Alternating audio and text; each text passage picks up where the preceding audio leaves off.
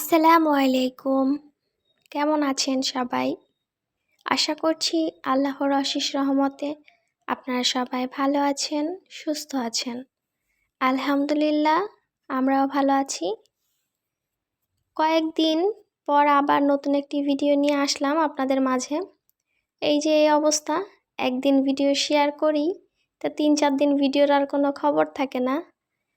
কি করব, সব দিকে ম্যানেজ করে যখন এই দিকটায় আসি তখন না আলসেমি লাগে।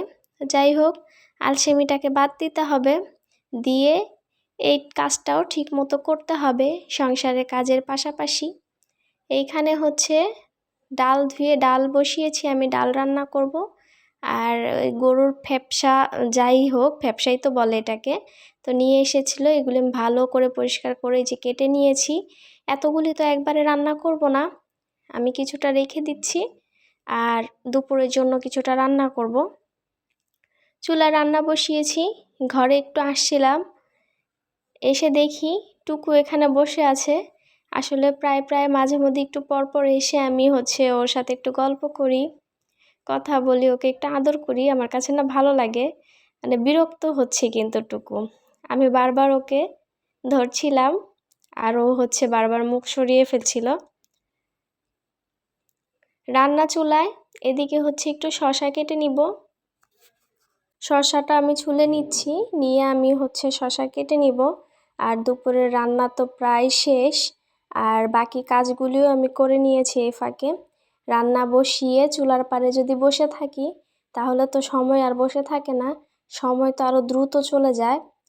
তো রান্না করতে করতে দেখা গেছে কি যে একটা রান্না করতে 1 ঘন্টা সময় লাগবে, তো সেই রান্না আর বাকি সব কাজ করতে কিন্তু 1.5 ঘন্টা 2 ঘন্টা পার হয়ে যায়, তারপরও শেষ হয় না। এই জন্য রান্না চুলায় বসিয়ে ঘরে যত সব কাজ থাকে সব তাড়াহুড়া করে গুছিয়ে করে নিই, না হয়তো বা রান্না বাড়া শেষ করে সব কাজ একসাথে করতে গেলে হিমশিম খেতে হয়। তো এখানে একটু শসা কেটে নিয়েছি আর আমি এক পিস একটু খেয়ে নিচ্ছি। এই তো রান্না তো কমপ্লিট। এখানে যে ভ্যাপসা রান্না করেছি আর ডাল রান্না হয়ে গিয়েছে, আর পাশে আমার টুকুর জন্য মাছ জাল দিয়ে রেখেছি। এই তো এখনের মতো রান্নাঘরের কাজ শেষ করে ফেলেছি।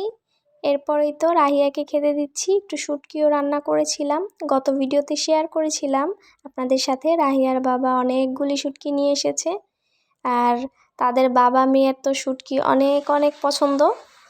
তাদের যদি শুধু ওই শুটকি রান্না করে দেওয়া যায় তাহলে তাদের আর কোনো কিছুই লাগবে না। শুধু ফেপসা আর ডাল রান্না করেছিলাম। তো রাহিয়া বলছিল যে আম্মু আমি মাংস খাবো না, তুমি শুটকি রান্না করো, বাবা তো শুটকি নিয়ে এসেছে, তো এর জন্যই তো শুটকি রান্না করেছিলাম। আর এখানে রাহিয়াকে খাবারটা গুছিয়ে দিলাম। ও কিন্তু আমাকে বলছিল যে আম্মু আগে আমি একটু শুটকি খাই। আমি বললাম ঠিক আছে খাও, তোমার জন্যই তো রান্না করেছি। তো এই তো আগে কিন্তু শুটকি খাচ্ছে। বাচ্চারা কি শুটকি এরকম পছন্দ করে জানি না, হয়তো বা অনেক বাচ্চারাই পছন্দ করে। আমার তো শুটকি ভালো লাগে না, ভর্তা কিন্তু আমার কাছে অনেক ভালো লাগে, তরকারি খেতে পারি না। আমি আবার একটু ডাল দিয়ে দিলাম, এখন এই যে মেয়ে খাচ্ছে। এইখানে এটা বিকেলের পরে সন্ধ্যায় বলা চলে। একটা মরিচ পুড়িয়ে নিয়েছি আর এই যে পেয়ারা মাখা করছি, কাসুন্দি দিয়ে নিচ্ছি। দিয়ে আমি এখন পেয়ারাটা ভালো করে মাখাবো। এইরকম করে কাসুন্দি দিয়ে কিন্তু আমরা পেয়ারা যে কোনো কিছু মাখিয়ে খেতে কিন্তু ভালোই লাগে। তো এটা আমি ভালো করে মাখিয়ে নিচ্ছি, এদিকে মাকে দিচ্ছি। আর এখান থেকে আমি আর রাহিয়া খাবো। তো খাওয়ার পরে কিন্তু আরও কাজ আছে, আবার আমাকে রান্নাঘরে চলে যেতে হবে। তো এই তো আমি খাচ্ছি, খেতে কিন্তু ভালোই লাগে পেয়ারা মাখা, আমড়া মাখা। তো রাহিয়াও নিচ্ছে, বলছিল আম্মু তুমি মরিচ দিছো? আমি বললাম একটা মরিচ দিছি, সমস্যা নাই, তুমি খাও, ঝাল লাগবে না। তো এই তো এখন আবার চলে আসলাম রান্নাঘরে। রুটি বানিয়েছি, এখন রুটিগুলি ভেজে নিচ্ছি ভালো করে। আব্বুর যেহেতু ডায়াবেটিস, 2 বেলা রুটি খেতে হয়, তো এখন কিছু ভেজে নিব আর বাকিগুলি সকালে। তো এই তো আমি কিন্তু রুটিগুলি ভাজছি আর আপনাদের সাথে তো কথা বলছি। তো এই তো রুটি এখানে ভাজা হচ্ছে আর আস্তে আস্তে একটু একটু করে ফুলছে। আর এই রুটি যখন ফোলে তখন না আমার কাছে দেখতে অনেক ভালো লাগে। ছোটোবেলা মাকে বলতাম, আম্মু ফোলা রুটি কই? আম্মু বলতো এই তো রুটি। বলতাম যে না, ফোলা রুটি।